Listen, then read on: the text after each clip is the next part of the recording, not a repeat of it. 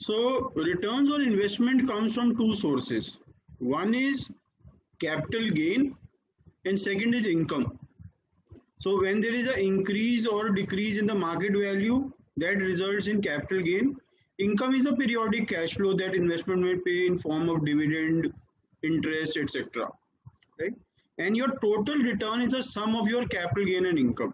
So total return is capital gain plus income.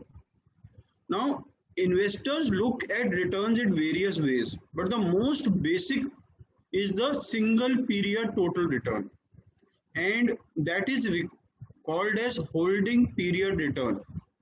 And if I can show you how generally we do that, it is actually price at the end minus price at the beginning upon price at the beginning plus any dividend or income you gain.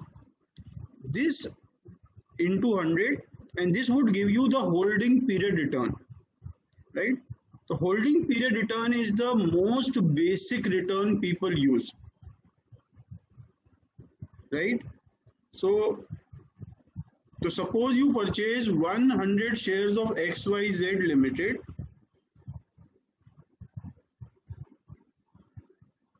Suppose you purchase 100 shares of XYZ Limited for 50 rupees per share 5 years ago, and recently you sold the stock for rupees 100. In addition, the company paid a dividend of 1 rupee per share. What is your holding period return? So we just find out that what is my total gain. My 50 rupees has become 105, right? My 50 rupees, I have got 105.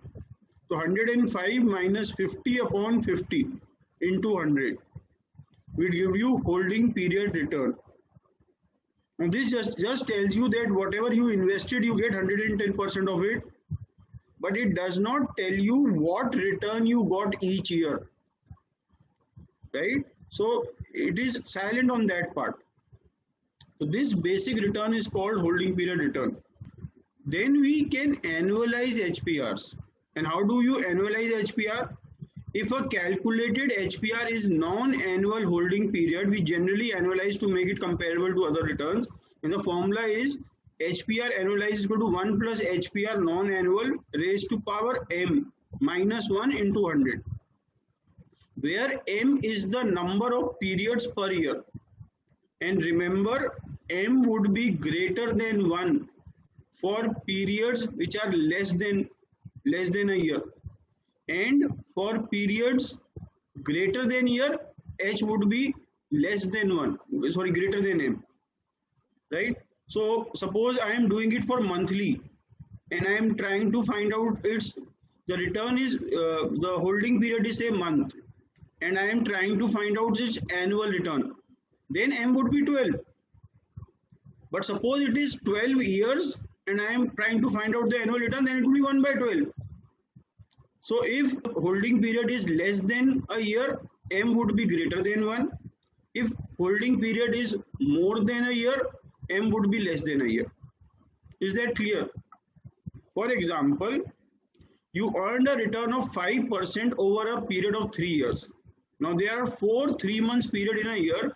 So your annual HPR is 1.05 1 plus r raised to power m minus 1 into 100. So that gives you 21.55%, right? This calculation assumes that you can repeat this performance every 3 months for a year. Suppose you earn an HPR of 47% over a period of 5 years. In this case, your HPR would be 8.01 because m would be 1 by 5. So it becomes 1.47 raised to power 1 by 5 minus 1 into 100. It gives you 8.01%.